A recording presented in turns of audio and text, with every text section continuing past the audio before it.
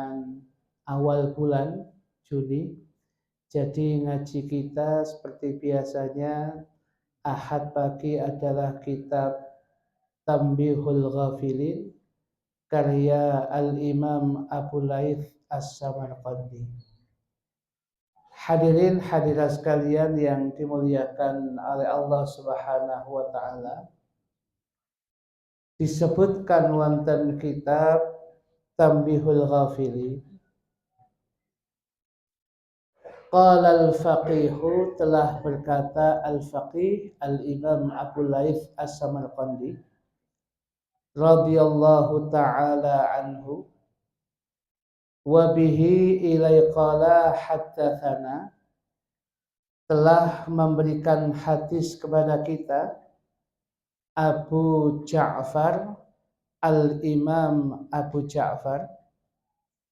Qala haddatsana, telah memberikan hadis kepada kita Muhammad bin al-Fadl, al-Imam Muhammad bin Fadl. Qala haddatsana, telah memberikan hadis kepada kita Abu Hudzaifah bil Basrati, Abu Hudzaifah di Basrah. Qala haddatsana, telah memberikan hadis kepada kita Sufyan.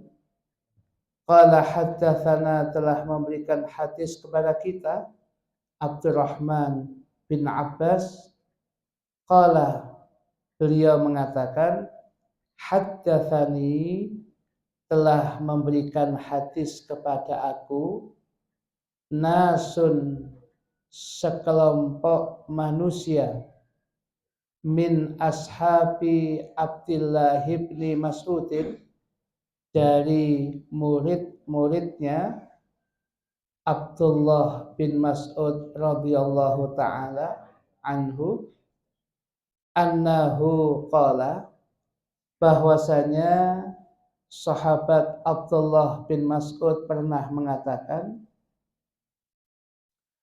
asdaqul hadithi kalamullahi, asdaqul hadithi, sebenar-benarnya ucapan, tidak ada lain adalah kalamullahi, firman-Nya Allah Subhanahu wa ta'ala.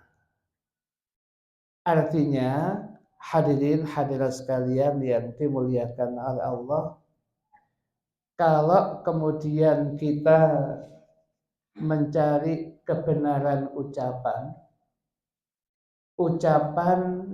perkataan yang paling benar tentunya adalah firman Allah. Dan bagi kita, firman Allah itu ada di dalam ungkapan Al-Qur'anul Karim, yang dari zaman ke zaman dan sampai kepada kita diwariskan secara mutawatir dari generasi ke generasi. Seandainya ada satu huruf saja, satu lafaz saja salah, segera diketahui karena kebenaran Al-Qur'anul Karim. Berbeda dengan kitab-kitab suci yang lain yang sampai saat ini ditengarai telah ditahrif, ada ditambah, ada dikurangi dan sebagainya. Itu adalah berkaitan dengan kitab-kitab suci yang lain. Hadirin hadirat sekalian yang dimuliakan oleh Allah, kembali kepada bahasan kita. Asdaqul hadithi, sebenar-benarnya ucapan adalah kalamullahi, firman Allah. Artinya, apa yang diucapkan oleh Allah itu kita harus yakin kebenarannya 1000%. 100 kurang. Ya, harus 1000%. Karena kalau itu memang firman Allah, ya, mustahil yang demikian itu salah. Kalau kemudian apa yang ada dalam Al-Quran itu tidak masuk akal, bukan tidak masuk akal, ya, akal kita yang belum sampai menjangkau ke sana dengan keterbatasannya. Akal kita kemudian yang tidak sampai menjangkau ke sana dengan keterbatasannya. Maka untuk kitab suci itu yang dibutuhkan iman, yakin. Pokoknya sudah apa yang dibawa oleh Kanjeng Nabi dengan Al-Quran, kita sami'na wa ata'na. Jadi kalau kemudian berkaitan dengan Al-Quran, kita sami'na wa ata'na. Kita dengar Al-Quran, kita taat isinya. Kalau tidak begitu, nanti kita menjadi kelompok Yahudi jilid kedua. Sebab Yahudi itu kalau dapat kitab, mendapatkan begitu membaca kitab Taurat yang dapatnya langsung satu kitab itu. Kalau Al-Quran kan munajjaman, tadrijian, bertahap sesuai dengan situasi kondisi 5 ayat, 6 ayat. Jadi sahabat-sahabat siap. Sedangkan Yahudi langsung satu kitab diterima Nabi Musa, langsung lakukan semuanya.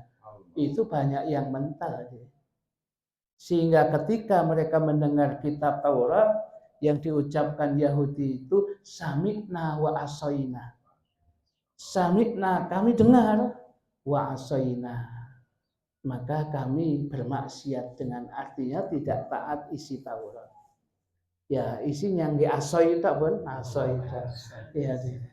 Nah, oleh karena itu kembali kepada bahasan kita.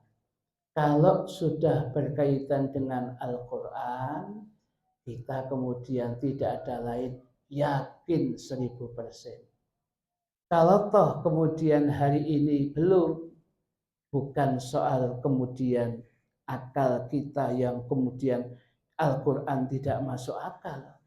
Hanya akal kita yang belum menjangkau sampai situ. Sebab ada dimensi iman itu tidak butuh masuk akal. Yakin. Harus yakin, yang disitulah ujian keimanan kita.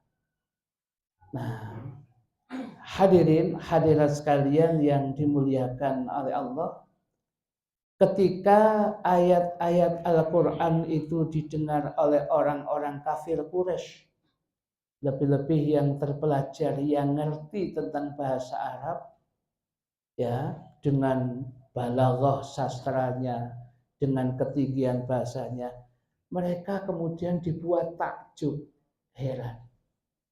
Yang biasanya mereka banggakan ini syair, puisi.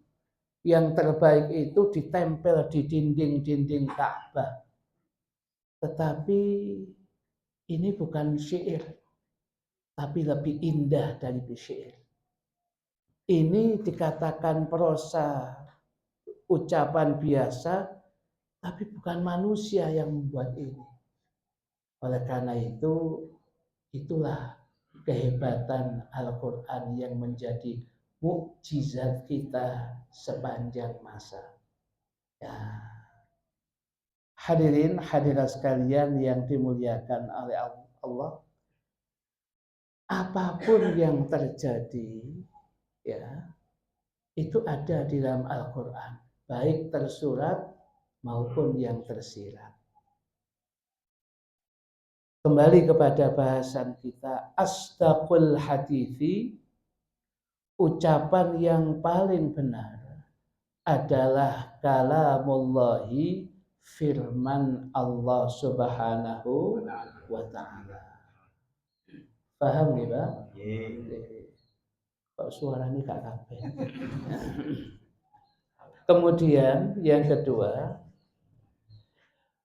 wa asyraful hadithi, sedangkan semulia-mulianya ucapan, wa asyraful hadithi, semulia-mulianya ucapan, zikrullahi, zikir, menyebut-nyebut Allah Subhanahu wa taala, atau zikrullah maknanya mengingat Allah Subhanahu wa taala dalam bentuk ucapan maupun dalam hati.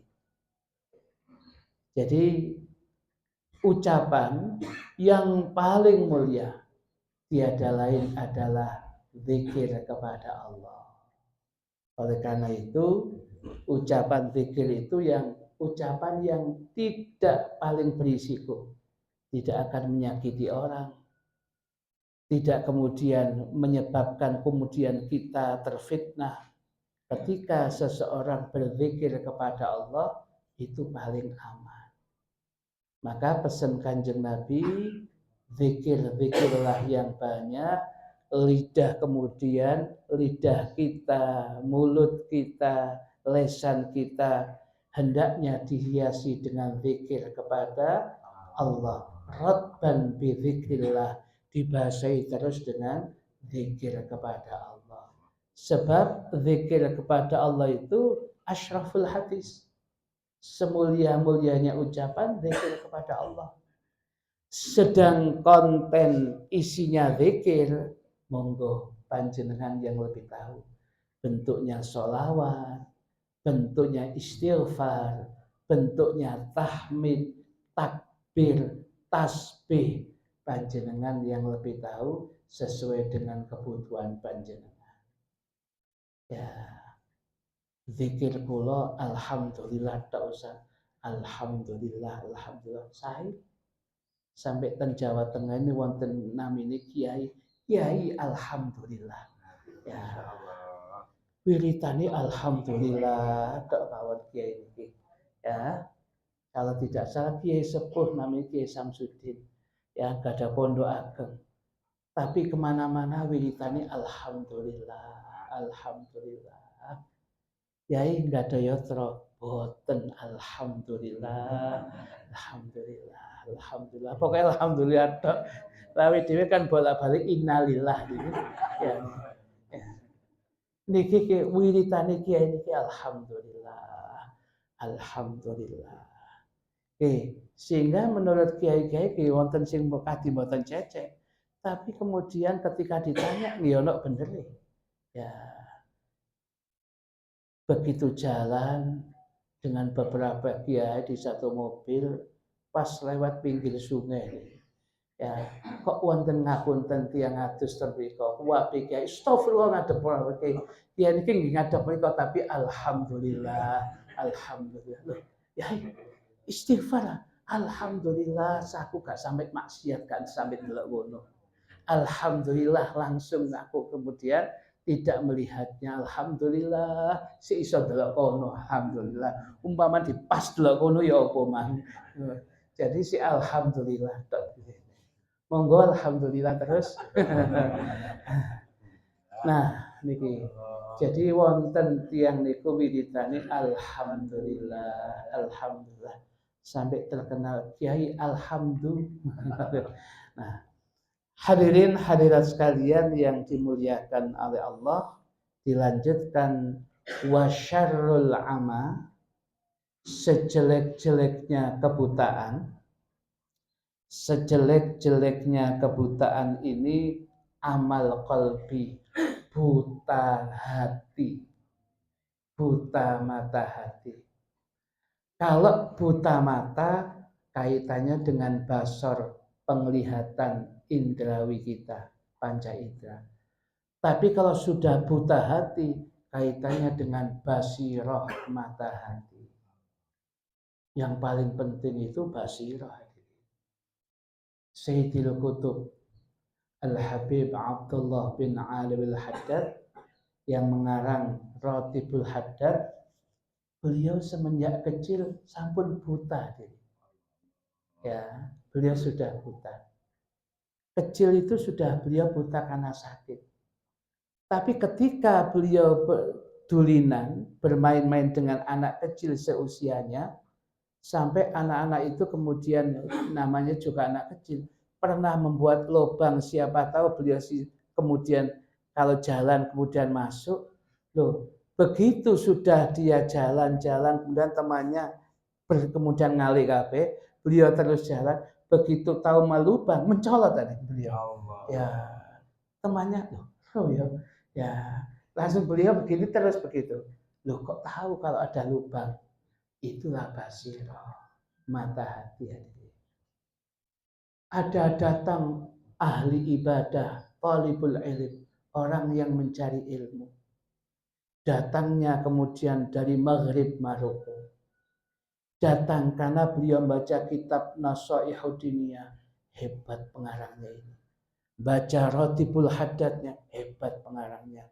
Baca Ad-Da'watu Tamah, membaca Risalatul Mu'awanah. Saya kepingin tahu. Katanya Habib Abdul Haddad, ya, di daerah Tarim, di satu kampung namanya Darul Hawi. Akhirnya kemudian dia mengadakan safar perjalanan ke negeri Yaman. Dan sampai ke Tarim, dan sampai ke Darul Hawi, sampai kemudian waktu itu kemudian sore hadirin. Sore ba'dal asar rohah. Ngaji sore hadirin Abdul Haddad dengan jamaahnya itu yang banyak itu. Ya. Nah, begitu kemudian beliau kemudian ikut duduk, ikut rohah, dia kaget. Orang yang ngarang banyak kitab itu ternyata buta. Nah kalau buta kok iso ngarang? Waduh, mau tambah kemudian dia kok gak yakin saya. Ya ini molak-malik hatinya di situ. Nah, kemudian diterangkan beliau, mulai yakin dia. Mulai yakin, oh ya keterangan ini sama dengan yang ada saya baca dalam kitab-kitab beliau. Tapi masih ada perasaan gak yakinnya. Ya, begitu selesai ngaji, qahwah, kopinya dihidangkan. Ya, kopi panas ini qahwah jahanam ya nih. Jadi qahwahnya itu kopinya dihidangkan semua karena kebiasaan kopi. Nah, jamaah kemudian mau sudah mulai minum, ya musafir yang jauh ingin ngalap barakah Abdul Haddad itu juga mau minum. Begitu minum itu dituding sama Abdul Haddad. Niki zaman niku ada bukan jenengan. Ya, ngapun? Apa? Taruh. Apa? Mau minum? Iya. Jangan minum dulu. Lalat itu yang ada di kopimu masukkan, keluarkan itu. Kaget dia. Lalatnya besar hadirin. Ono lalat gede. Padahal dia melek loh hadirin. Karena ono lalat. Beliau jauh. Ya. Itu namanya basirah, mata hati. Lek basor niku mata biasa banyak hadirin. Ya. Tapi kemudian basirah itu mata hati. Ya, itu luar biasa. Ya. Kalau bapak-bapak ini umumnya kita masih basor hati. Boleh ibu-ibu niku yang sebelah kita sudah mungkin basirah mata hati hadirin. Ya, kalau tinggali seringkali ibu-ibu rating kanan belok kiri ya, itu kan basirah itu. Ya, dulu rating kanan kok belok kiri gitu. Itu luar biasa nih, husnudzonnya ibu-ibu. Ya. Hadirin hadirat sekalian yang dimuliakan oleh Allah, bahasan kita wasyarrul amal qalbi. Sejelek-jeleknya orang kemudian buta mata hati, itu yang paling bahaya. Kalau sudah buta mata hati, berarti cahaya keilmuan tidak bisa masuk. Karena hatinya keras. Kemudian lagi dengan kemudian buta mata hatinya, dia tidak bisa menangkap kebaikan-kebaikan. Rahmatnya Allah, fuyudatnya Allah, ya, yang disampaikan oleh ulama, yang disampaikan dengan orang soleh. Kumpul dengan orang soleh itu gak ngefek, tidak memberikan asar kebaikan. Padahal kumpul dengan wong soleh itu kan tombolnya hati. Wong soleh kumpulono. Ya. Hadirin hadirat sekalian yang dimuliakan oleh Allah, ya. Wa ma qalla dawuhipun Abdullah bin Mas'ud, sahabat dekatnya Kanjeng Nabi, sahabat yang bagian membawa terompah sandalnya Kanjeng Nabi, yang sandalnya Kanjeng Nabi tidak main-main, hadirin, dibawa oleh Kanjeng Nabi peristiwa Isra wal Mi'raj. Ya, kita belum tentu sandal kita paling buantel dek ngarepe masjid. Ya, itu pun udah hilang loh. Ya, ini terompahnya Nabi dibawa ke hadirat Allah Subhanahu wa taala. Hebat terompah itu. Ya, sandalnya Nabi Musa memasuki Gunung Tursina, copot tadi. Kemudian beliau tanpa pakai sandal jalan untuk kemudian ngelakoni 40 dino bisa mendapatkan kitab Taurat itu. Niki Kanjeng Nabi diajak dialog langsung oleh Allah, sandal kabeh, sandalnya ikut. Ya, berarti sandalnya Nabi luar biasa yang demikian. Nah, wa ma qalla, ya, apa-apa qalla yang sedikit,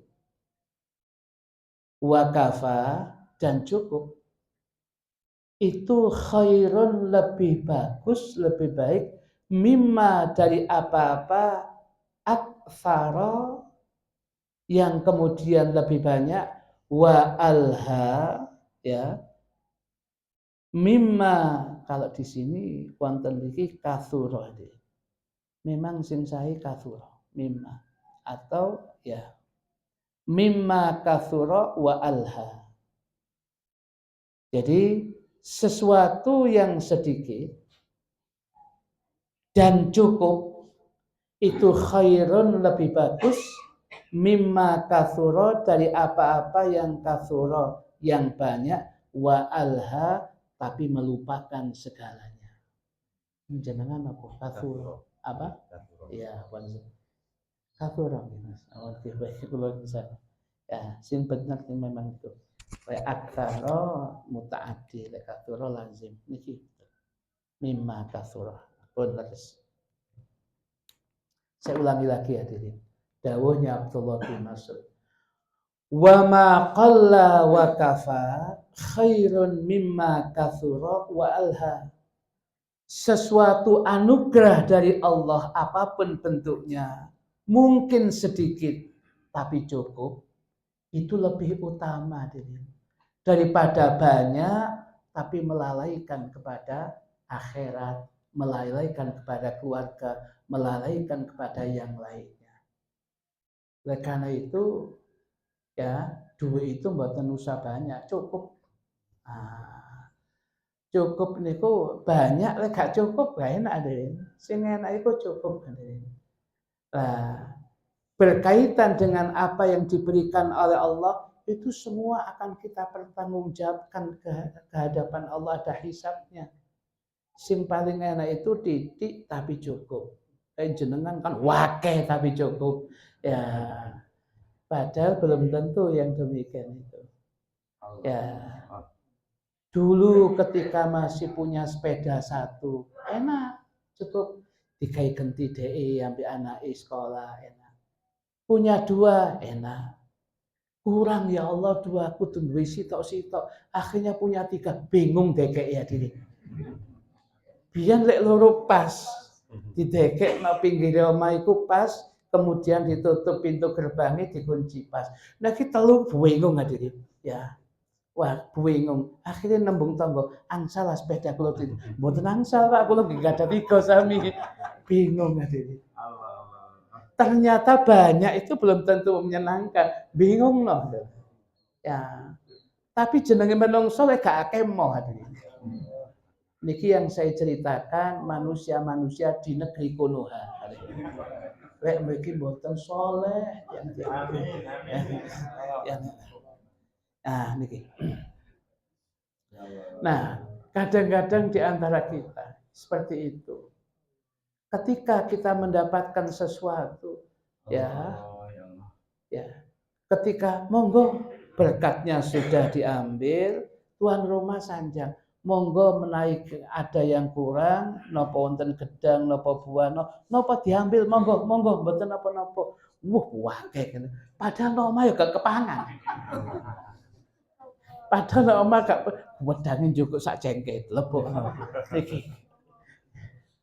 Ya, begitu sampaikan istrinya, ditaruh gak mau dipangan. Kok gedang sing ngene sih Pak, lagi tak biasa digawe kemudian gawe dulang lathok arek cilik kae. Lah kok mang pas nyaut ya iku gitu. Kadang-kadang wakeh kita ini Allah ya melalaikan kita, padahal yang lain juga butuh. Ya, makanya yang demikian ini secukupnya hadirin.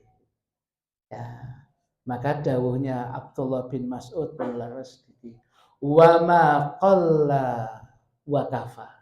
Sedikit tapi cukup lebih bagus daripada banyak melalaikan segalanya. Lalai kepada Allah, lalai akhirat, lalai ibadah. Dulu ketika dia jualan, langganan lumintu gak akeh teman ono tapi biasa. Azan pun sudah di masjid. Ya. Qomat itu merasa berdosa dia qomat. Mesti azan itu sudah dia azan di masjid. Ya. Tapi begitu langganan wakeh tambah gak iso jamaah, bingung deh. Ati kemudian nolak iki ya gak enak langganan. Apa meneh langganan kemudian teko tempat yang jauh. Ayo Pak, kula mijing mboten mriki.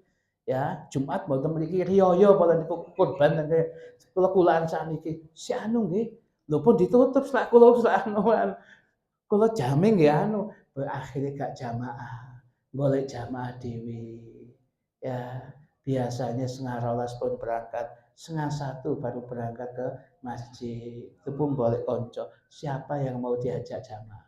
Pun sholat, sampun sama tok durung. Ya.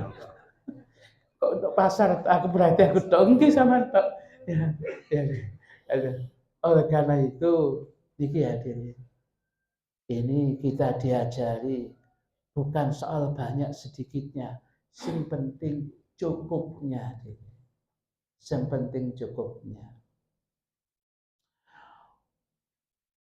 Wa syarrun nadamati, sejelek-jeleknya penyesalan, nadamatu yaumil qiyamati, penyesalan di waktu hari kiamat. Kalau penyesalan di dunia masih diulangi lagi bisa. Menyesal Ustaz, saya nggak bisa ini. Loh, besok panjenengan bisa lakukan. Insya Allah Ustaz, saya akan ya lupa saya ini Ustaz, menyesal saya. Bisa diulangi kalau di dunia ini. Ya, bisa jadi masih kemungkinan bisa diulangi. Tapi kalau sudah penyesalan di hari kiamat, di hari akhirat, pun mboten wonten saged. Apalagi kemudian dia sudah lupa waktu di dunia, tidak digunakan ibadah, apalagi tidak iman, tidak Islam, masuk ke dalam neraka, dia kemudian berteriak, "Ya Allah, kembalikan saya ke dunia. Saya akan menjadi orang soleh ya Allah. Saya akan ibadah kepadamu ya Allah." Terus begitu hadirin. Teriakan-teriakan dari neraka. Dijawab kemudian 1000 tahun kemudian oleh Allah. Ya, jawabannya Allah singkat, kala tidak akan bisa terjadi. Ya, kala niku lek bahasane mergosono kasep banget tadi. Ya, ini ya. Ya Allah, kula kepingin ibadah malih kasep. Ya. Lah wingi nanti gitu. Ya, itu. Kalau kemudian orang masih di dunia, mungkin bisa menjadi kebaikan. Ada orang sakit, kita sambangi. Haji bagus ngapunten, Pak. Kula kondisi sakit nggak akan sembuh, kula temu tahlil, Pak. Kula dugiken Al-Fatah, Pak. Kula amin, amin, kula akan sehat-sehat. Bisa. Begitu kemudian dia sehat, kita tinggal mengingatkan, loh jaya nang masjid. Enggak, Pak, kan bisa. Penyesalan yang masih bisa kemudian disusulkan dengan kebaikan. Tapi kalau sudah di hari kiamat, hari akhirat, kasep tadi, gak bisa apa-apa. Ati balik tentunya, mboten saged. Ya, tidak ada jalan, sudah ya itu sudah. Penyesalan yang sudah tidak ada, kemudian tidak akan kemudian terulang lagi ya, ya sudah itu sudah. Betul-betul putus asa ahlun nar penduduk neraka. Nah, wa syarrun nadamati sejelek-jeleknya penyesalan, nadamatu yaumil qiyamati, penyesalan di hari kiamat. Wa khairul ghina, sebaik-baiknya kekayaan, ghina nafsi, kaya hati. Mau jenengan melarat, pas-pasan, sugih, melimpah. Kalau kaya hati, positif tok kemudian kepada Gusti Allah. Ya, apapun disikapi dengan positive thinking, husnudzon kepada Allah. Ya, dan penting hadirin. Orang itu kalau kaya hati, namanya manusia, kehidupan ekonomi bisa naik turun. Dulu bisa makan 3 kali, sekarang kemudian makannya cuma 2 kali. Kadang-kadang makan sekali, 2 kali ditambah Jumatan, sampai Jumat berkah. Ya, itu baru 2 kali. Biasanya sekali tak itu. Ya, itu. Ya, itu ekonomi dunia ngoten biasa, bisa jadi terjadi. Siapapun menang. Tapi kalau ghina nafas, dia tetap kaya hati, mau makan 3 kali, mau makan sekali, dia tetap positif di mata Gusti Allah, husnudzan. Ya, dia akan tetap husnudzan kepada Allah. Dia akan jembar dodone, kemudian dia akan lapang dada, mudah apapun di situasinya disikapi dengan lapang dada. Oleh karena itu kekayaan yang sesungguhnya. Orang yang kaya seperti itu, mau kaya, mau miskin, mau pas-pasan, mau berlebih, gak efek kekayaan duniawi. Dia lebih apa yang kemudian dikayakan hatinya oleh Allah. Senantiasa cukup yang demikian itu. Gini kewau hadirin. Mesti semuanya wiritani alhamdulillah tok pun yang demikian itu. Ape alhamdulillah. Bangun tidur alhamdulillah, mata saya bisa melihat. Alhamdulillah, dibengok ibu jene, tangi Pak, tangi. Alhamdulillah. Ternyata kemudian alhamdulillah dengar tarhim. Wah, surat Ar-Rahman. Berarti marono kemudian ya, kemudian segera adzan ini dan berangkat saya segera. Alhamdulillah. Loh, saya mampu alhamdulillah. Rukuk sujud kayak tahajud sih. Alhamdulillah. Keluar dari masjid, kaki bisa dijalankan. Ya, tidak ada asam urat, tidak ada ini dan sebagainya. Alhamdulillah, alhamdulillah. Delok kesak kok kosong. Alhamdulillah, insyaallah. Oh, insyaallah koyo wis wingi sih kosong iki. Ya, semuanya disyukuri ya, ya, ya. Orang yang kaya hati, yaitu mau kaya, mau miskin, mau pas-pasan, dia sikapi itu positif kepada Allah. Sehingga dengan cara seperti itu, kehidupannya kemudian kejadian apapun, seperti hari-hari ini, resesi, mungkin resesi ekonomi dan sebagainya. Rodok sangat saiki saat gak koyo biyen wong umpamane ngoten. Ya gak ngefek dia. Ya, wong dia yakin rezeki itu minallah. Ya, rezeki itu dari Allah Subhanahu wa taala. Lek waktu ini teko ya teko. Waktunya datang. Dulu 20 tahun yang lalu satu red embung Arab niki, embung Arab kanan kiri kanan kiri kanan kiri. Wabe dodolan mebel ini. Yo payu kabeh ini. Ya, kalau ditanya laku semua. Sing ono sing payung kemudian gawa perahu tuh, kemudian ono sing gawa mikro apa kemudian pik kebukaan, ada orang yang naruh. Seharian itu semua payung antara 10 sampai 11 ya, toko payu kabeh. Pikiran kita mosok bendino wong mangan mebel. Lho payu kabeh gak ono sing gak belas Ustaz, gak ono sing kene mboten, payu kabeh Adik. Dan tidak ada bahasa saingan-saingan itu. Semua ini, semua mebel itu laku semua. Ya, loh kok bisa begitu? Allah yang datang itu bisa jadi malaikat yang berbentuk manusia membawa rizkinya orang yang ada di situ. Ya, jadi kalau kita buka jualan, bisa jadi dari 100 pembeli, tidak semuanya orang yang membeli itu manusia. Bisa jadi malaikat yang membawa rizki untuk kita, untuk melengkapi rizki kita hari. Ya, ini. Jadi bisa jadi yang duduk di tempat ini tidak semua hamba Allah, bisa jadi malaikat. Ya, tapi lah kemudian guyang-guyang bisa sampean nggih kudu hati-hati. Ojo-ojo Israil. Ya, iki wong iki ngenteni kok gak metu-metu wong itu. Nah, hadirin hadirat sekalian yang dimuliakan oleh Allah, wa khairuz zati, sebaik-baiknya bekal. Wa khairuz zati, dan sebaik-baiknya bekal at-taqwa, ketakwaan kepada Allah. Anda mau musafir bepergian jauh seperti ibadah haji, mau bekal apapun, fatazawwadu, silakan pakai bekal apapun. Tapi wa khairuz zati taqwa, sebaik-baiknya bekal adalah takwa kepada Allah Subhanahu wa taala. Dengan ketakwaan itulah perjalanan kita akan dilindungi oleh Allah. Barokah takwa.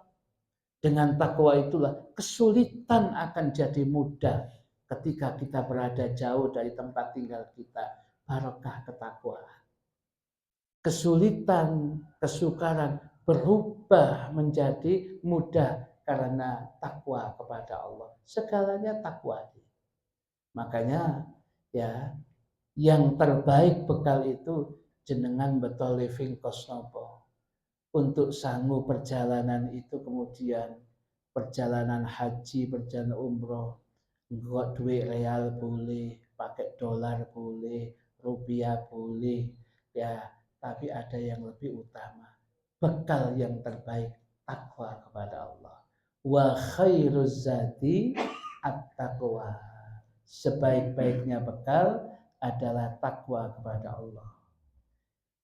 Dilanjutkan dawuhnya Abdullah bin Mas'ud, wal khamru, khamr, minuman keras, jima'ul ithmi, kumpulan dari segala dosa, letaknya ketika orang minum khamr itu. Pada khamr, ketika orang minum, mengkondisikan orang lain minum, memudahkan orang, pada khamr itu sendiri jima'ul ithmi, segala kejelekan, segala perbuatan dosa, segala maksiat ada pada khamr, minuman keras itu. Dengan minuman keras itu kemudian akal sehat hilang, orang gampang melakukan dosa. Ya, ingat cerita wonten kitab Al-Majalisus Saniyah Syarah Arba'in An-Nawawiyah niku, ceritanya Al-Abid Barseso. Niku luar biasa, 200 tahun hidupnya, usianya lebih dari itu. Tapi di situ dikatakan 200 tahun boten nate maksiat. 200 tahun. Tapi akhirnya kemudian jadi maksiat, kemudian akhirnya melakukan dosa-dosa besar, diawali kemudian ketika tertipu oleh iblis, dia minum khamr itu. Nah, oleh karena itu, kalau sudah berkaitan dengan khamr ini, jangan dekat-dekat lagi. Ya, kula mboten melok ngombe Ustaz, tapi kloso kula disilih. Padha ae iku. Ya, itu Anda i'anah alal maksiat, nulung wong maksiat. Ya, ojo, jangan ada. Ya. Dan kalau pokoknya ada orang begitu, jangan berhenti mendoakan kebaikan. Fatihah, doakan kebaikan, doakan. Siapa tahu doa kita dari sekian orang yang lewat, ada yang langsung dikabulkan oleh Allah, berubah drastis. Nah, wan nisa'u habailu syaitani, ya. Sedangkan wanita secara umum hadirin adalah habailu syaitani, tali-talinya setan. Loh, kok bisa Ustaz? Ini secara umum. Likulli syai'in mustafnaya. Segala sesuatu itu ada pengecualiannya. Pengecualiannya wanita yang bagaimana yang tidak menjadi talinya setan? Wanita solihah. Wanita solihah itulah yang tu'inuni fil akhirah.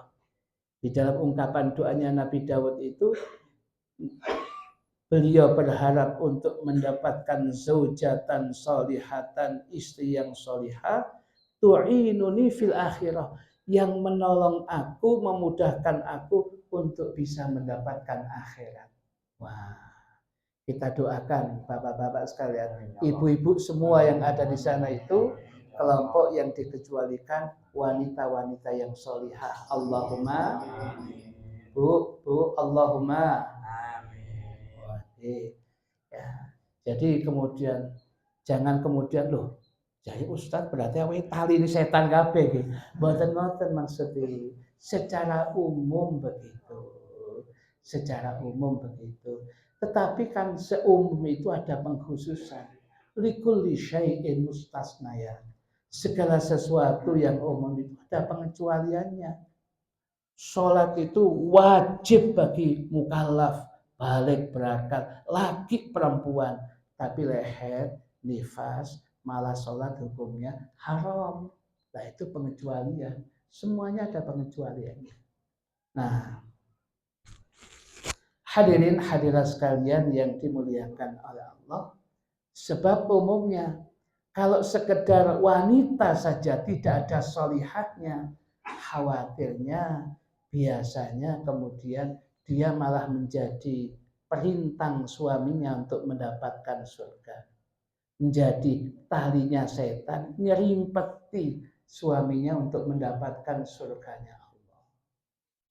Ya, jadi diceritakan wonten kitab Mukasyafatul Qulub karangan Imam Ghazali, wanita-wanita solihah di zaman salaf, baik itu istri maupun anak-anak perempuan, ketika dia itu mengantarkan suaminya, mengantarkan abahnya sampai depan rumah, ketika abahnya berangkat mencari nafkah yang halal, perempuan ini kemudian mengatakan kepada abahnya, "Bah, kalau panjenengan pagi sampai sore sudah ikhtiar mencari rezeki, kok tidak membawa sesuatu, jenengan langsung pulang, Pak, tak apa-apa. Andai kemudian kami kemudian tidak panjenengan bawakan apa-apa, tidak dinafkahi karena ikhtiar gagal, tidak ada mendapatkan apa-apa, kami masih kuat menahan perihnya rasa lapar. Allah.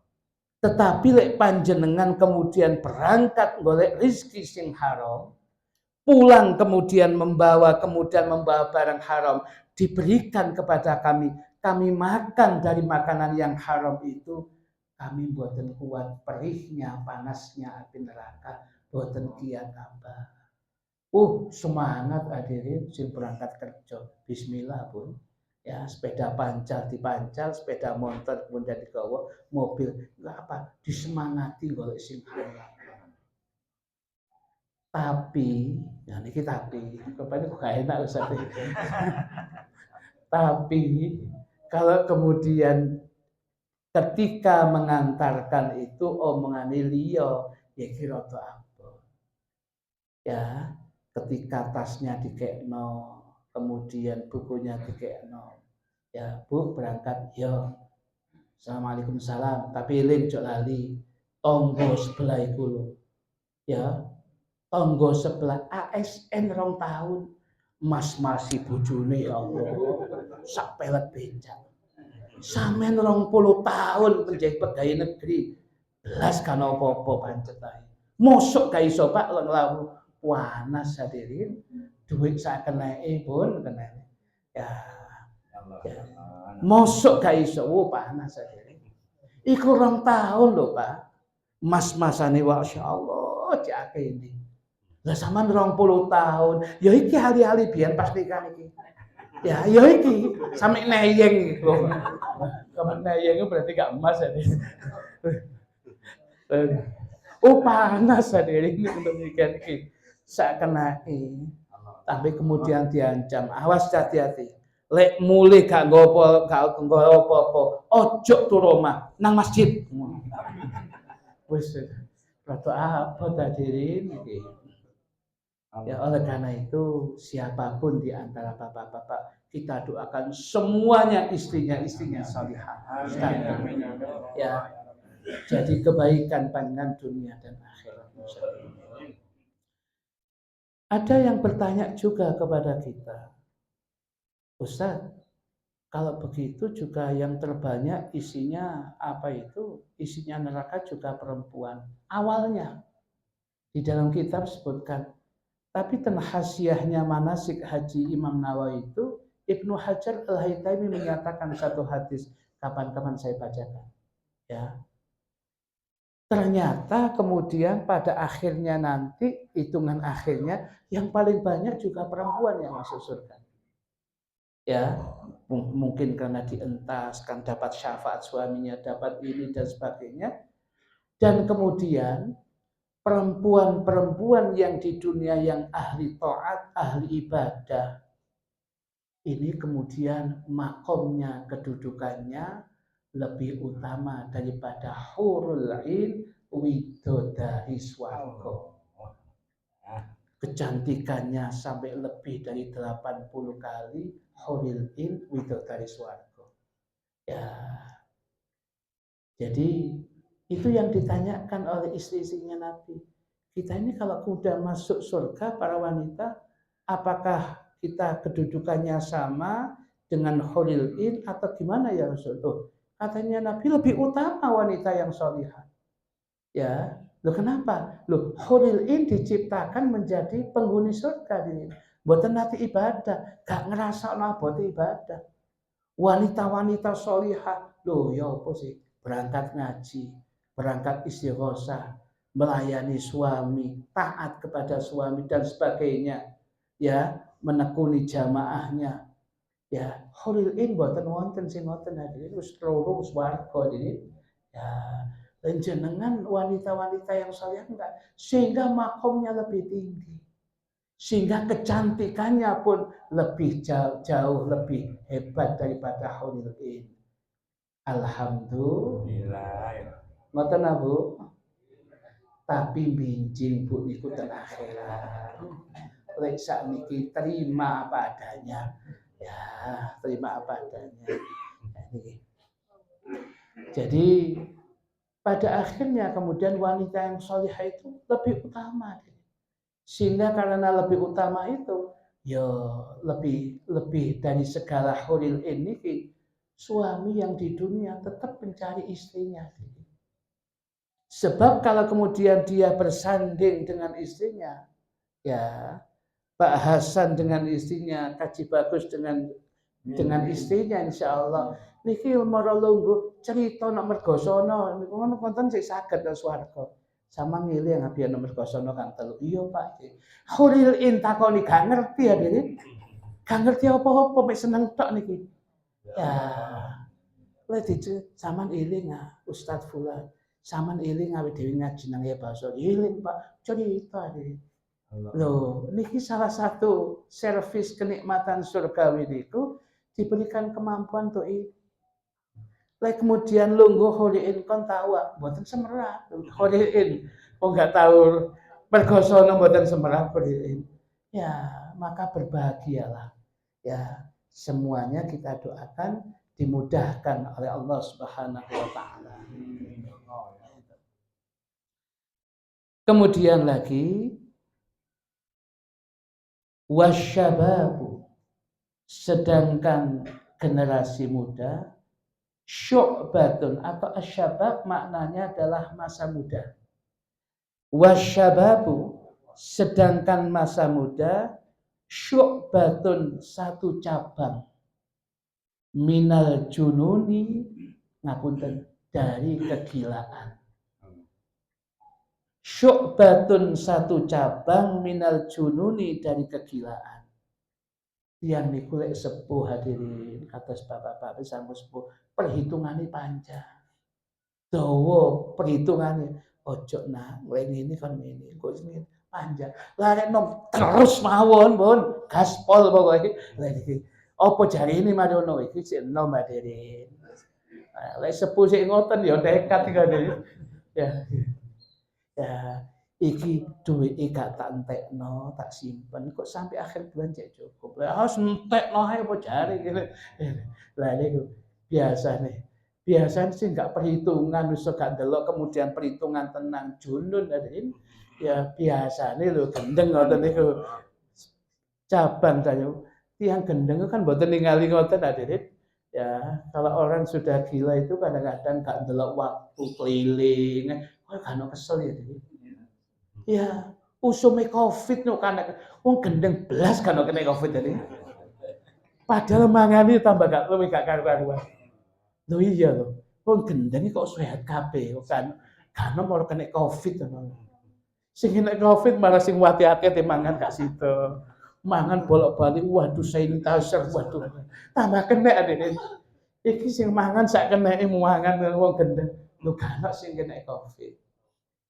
Kemudian jangan ditambah lho sing gendeng sapa ya mbuh.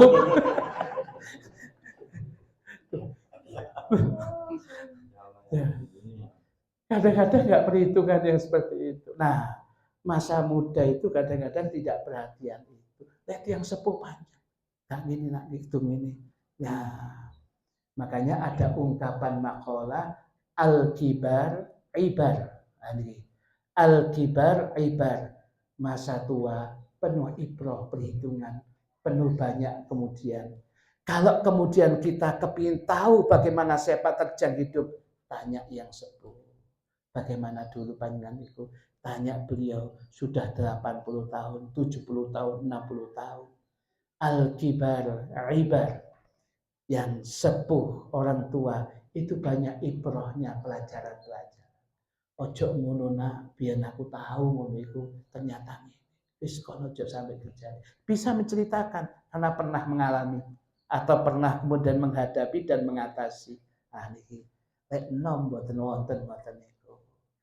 Maka berbahagialah banyak anak-anak muda yang mendekati orang tua, mencari kebaikannya. Ya, jadi bagus yang demikian itu. Tapi gak hati-hati, orang tua cedakane arek nom tok.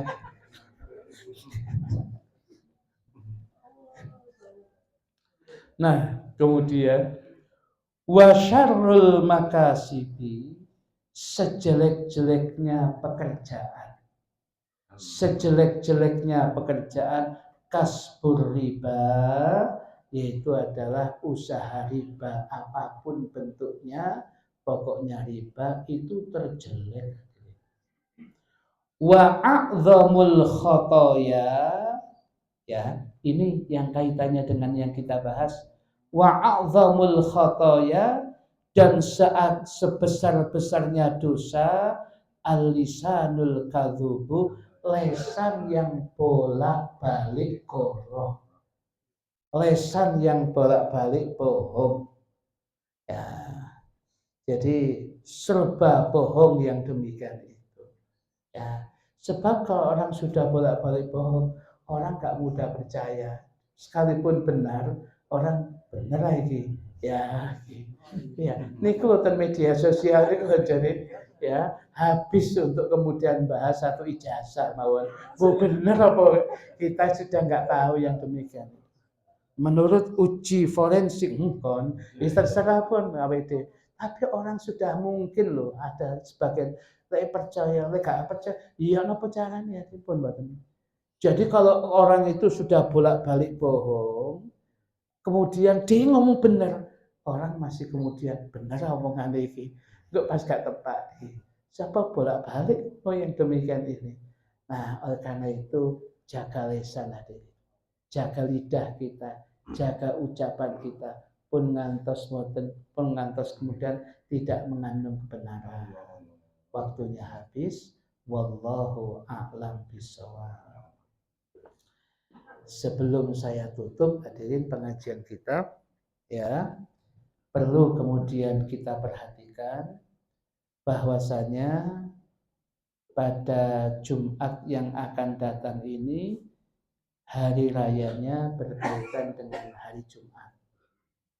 Di dalam fikih, apabila hari raya datang di hari Jumat, niku ada khilaf.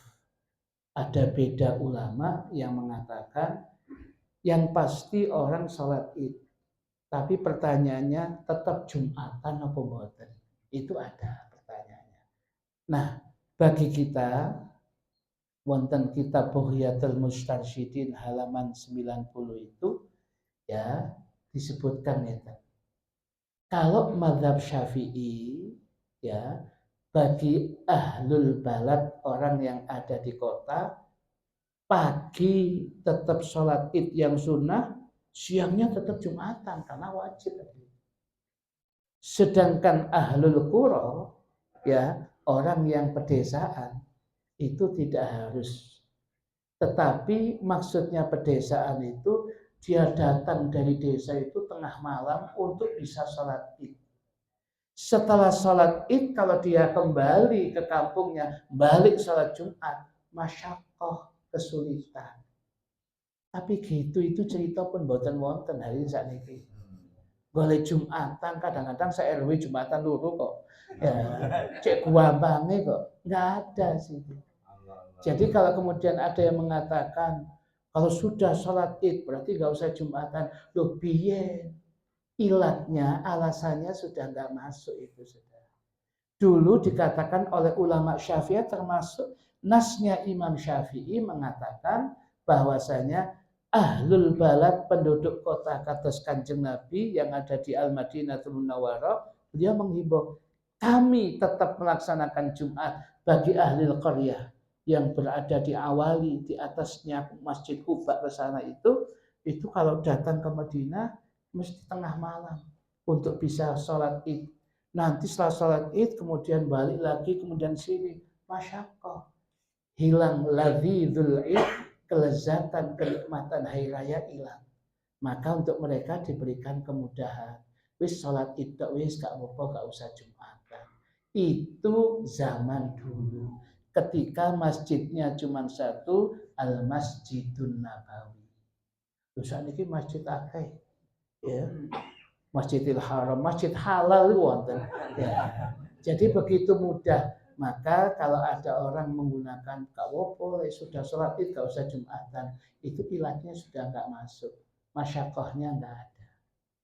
Jadi kalau ulama Syafi'iyah niku wau, ya bagi yang ada di kota tetap sholat id, sholat Jumat, bagi penduduk desa sebatas sholat id. Tapi zaman dulu karena masjidnya satu, semua kepingin dengan Nabi.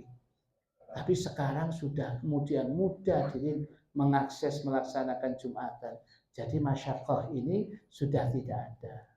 Jadi semuanya id paginya sholat id, siangnya tetap wajib sholat Jumat.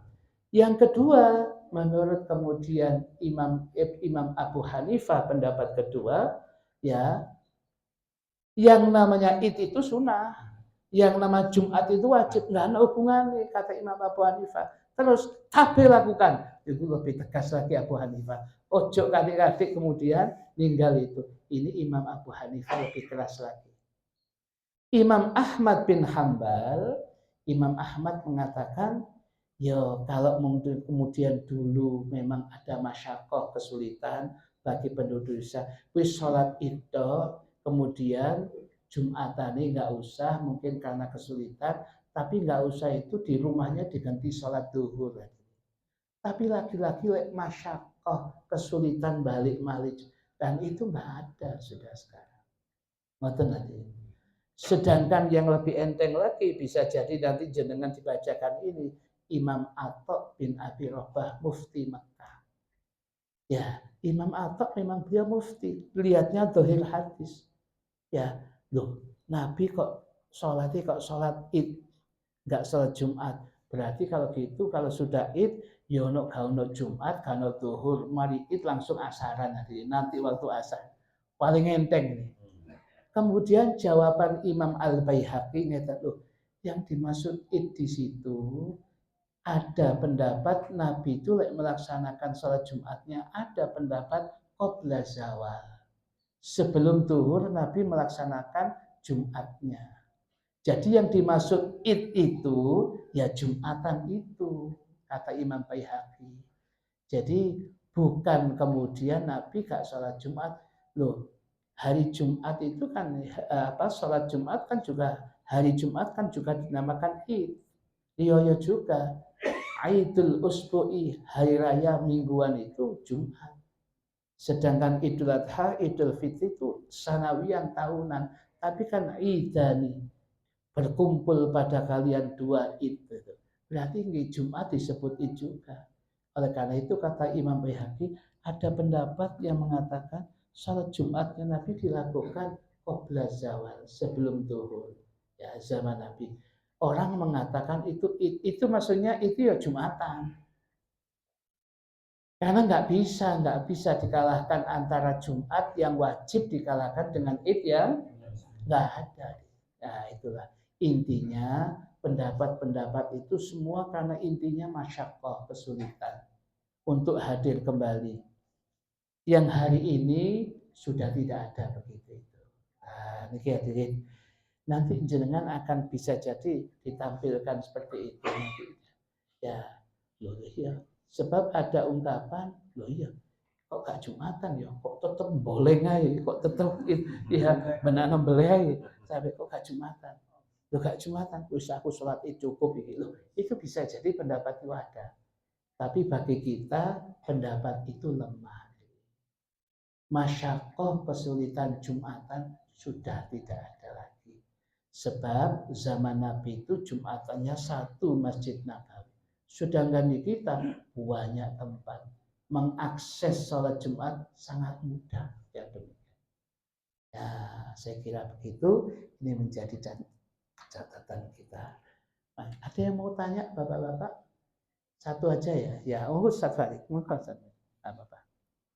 Nggih, apa? Nah, punten. Nggih, punten apa? Ini Ustaz, monggo.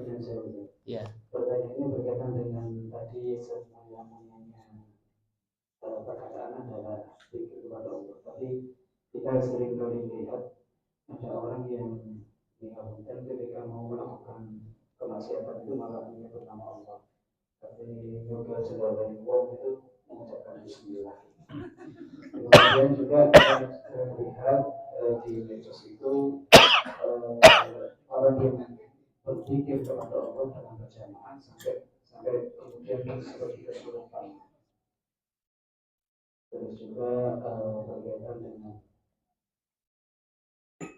itu aja dulu.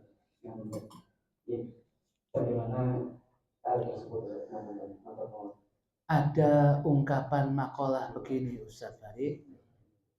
Ya, ungkapannya adalah kalimatu haqqin urida bihal batil. Kalimatu haqqin, ucapannya hak benar. Ya, ucapannya benar. Syaraful hadis zikrullah. Seutama-utamanya menyebut ucapan itu adalah berzikir kepada Allah. Kalimatu haqqin tapi urida bihal batil. Tapi dikeinginkan oleh yang mengucap itu malah untuk kebatilan. Dan itu dosanya double-double. Ya, bisa jadi kalau ada unsur sengaja istihza, tadi sebelum nyukit omai wong kemudian dia ngomong bismillah, bisa jadi itu kalau ada unsur istihza, istihana, ngeremehno yang demikian dengan kalimat Allah, firman Allah, murtad. Dia khomer kemudian bismillah, sudah tahu itu khomer. Nah itu khawatir dan sulam taufik itu murtad. Jadi hati-hati. Ya, bukan hati-hati pada nyolong nggak usah bismillah ngoten ya ojo nyolong ya ojo bismillah. Maksud saya gitu kok. Oh berarti tak paham. Ya itu sing krungu lek Ustaz Farid boten sing krungu. oh berarti gak usah bismillah ya nyolong ojo nyolong ya ojo bismillah ya ojo bisa niki lho. Nah niki jadi seperti itu. Ada usah kata-kata kalimat yang benar tapi diselewengkan dengan yang tidak benar. Nah kita harus hati-hati yang demikian itu. Ya konsekuensinya berat yang seperti itu. Apalagi ahli ilmu ya. Kemudian orang awam mengatakan benar. Ya orang awam kan nggak tahu itu pokoknya dianggap ya ngaji itu. Ya itu apa kaji kumpulannya putih berarti winter. Nah, belum tentu ada ya itu. Jadi ini menjadi catatan kita. Ibu-ibu ada yang tanya satu aja kalau ada, kalau enggak langsung sudah. Oh enggak ada. Ya. Barokah Fatihah untuk Ananda Sania Amalia.